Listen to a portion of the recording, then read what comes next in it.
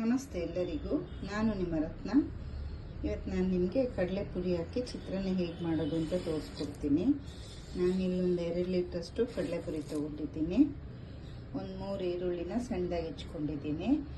ಮತ್ತು ಒಂದು 4 ಹಸಿಮೆಣಸಿನ್ಕಾಯಿ, 1 ಟೊಮೆಟೊ ಹಣ್ಣು, ಕರಿಬೇವು, ಕೊತ್ತಂಬರಿ, ಅರಿಶಿಣ, ಕಡಲೆಬೇಳೆ, ಉದ್ದಿನಬೇಳೆ, ಜೀರಿಗೆ, ಸಾಸಿವೆ, ಹುರ್ಗಡ್ಲೆ ಮತ್ತು ಒಂದು 1/4 ಸ್ಪೂನಷ್ಟು ಸಾಂಬಾರು ಪೌಡ್ರ್ ತೊಗೊಂಡಿದ್ದೀನಿ.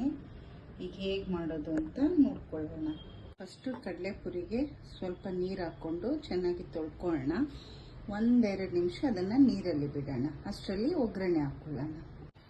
ಈಗ ನಾನು ಸ್ಟವ್ ಅಂಟಿಸ್ಕೊಂಡಿದ್ದೀನಿ. ಒಂದು 5 ಸ್ಪೂನಷ್ಟು ಎಣ್ಣೆ ಹಾಕ್ಕೊಳ್ಳೋಣ. ಈಗ ಎಣ್ಣೆ ಬಿಸಿ ಆಗಲಿ. ನೀಟಾಗೆಲ್ಲ ತೊಳೆದು ನೀರೆಲ್ಲನೂ ಚೆನ್ನಾಗಿ ಹಿಂಡಿ ಇಟ್ಕೊಂಡಿದ್ದೀನಿ.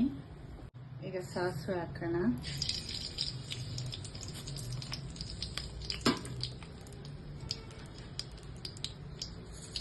ಈಗ ಉದ್ದಿನಬೇಳೆ, ಕಡಲೆಬೇಳೆ, ಜೀರಿಗೆ ಹಾಕ್ಕೊಳ್ಳೋಣ.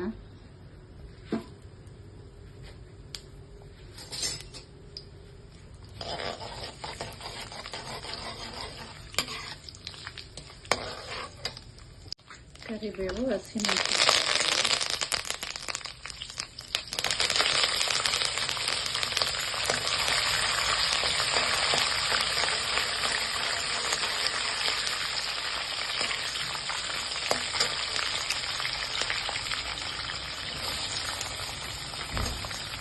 ಈರುಳ್ಳಿ ಹಾಕೊಳ್ಳಿ.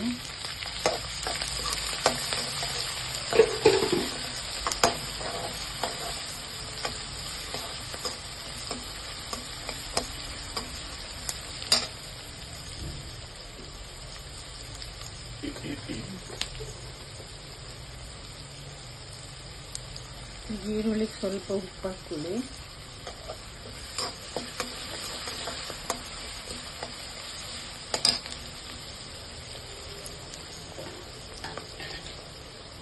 ಈರುಳ್ಳಿ ಫ್ರೈ ಆಗೋಷ್ಟರಲ್ಲಿ ಹುರ್ಗಡ್ಲೆ ಮತ್ತು ಸಾಂಬಾರು ಪೌಡ್ರನ್ನ ನಾನು ಪುಡಿ ಮಾಡ್ಕೊಂಡು ಬರ್ತೀನಿ.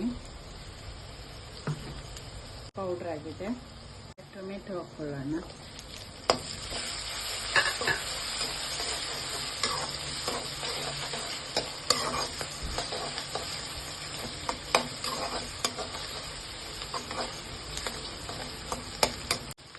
ಟೊಮೆಟೊ ಸ್ವಲ್ಪ ಸಾಫ್ಟ್ ಆಗಲಿ. ಅರಿಶಿನ ಹಾಕ್ಕೊಳ್ಳಿ. ಇದು ಬೇಗ ಫಾಸ್ಟಾಗಿ ಆಗುವಂಥ ಬ್ರೇಕ್ಫಾಸ್ಟು. ಈವ್ನಿಂಗ್ ಸ್ನ್ಯಾಕ್ಸ್ ಥರನೂ ಮಾಡ್ಕೋಬೋದು. ತುಂಬಾ ಟೇಸ್ಟಿಯಾಗಿರುತ್ತೆ.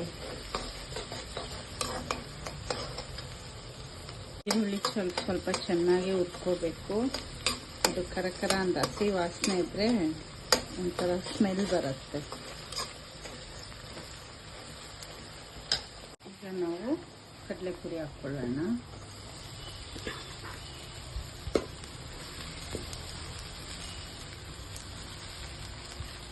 ಚೆನ್ನಾಗಿ ಮಿಕ್ಸ್ ಮಾಡ್ಕೊಳ್ಳಿ.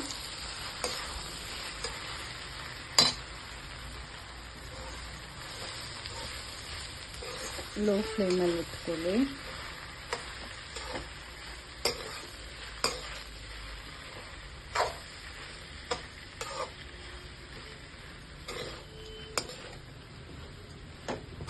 ಈಗ ಇನ್ನು ಸ್ವಲ್ಪ ಉಪ್ಪು ಹಾಕ್ಕೊಳ್ಳೋಣ. ಹಾಗೆ ನಾನು ಸ್ವಲ್ಪ ಹಾಕಿದ್ದೆ. ಮತ್ತು ಈ ಹುರ್ಗಡ್ಲೆ ಮತ್ತು ಸಾಂಬಾರು ಪೌಡ್ರನ್ನ ಮಿಕ್ಸಿಗೆ ಹಾಕ್ಕೊಂಡಿದ್ವಲ್ಲ, ಅದನ್ನು ಹಾಕ್ಕೊಂಡು ಮಿಕ್ಸ್ ಮಾಡಿ.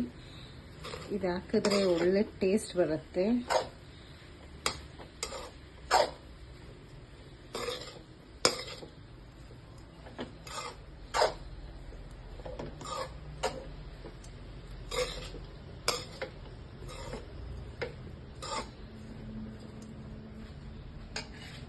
ಈಗ ಕೊತ್ತಂಬರಿ ಸೊಪ್ಪು ಹಾಕ್ಕೊಳ್ಳೋಣ.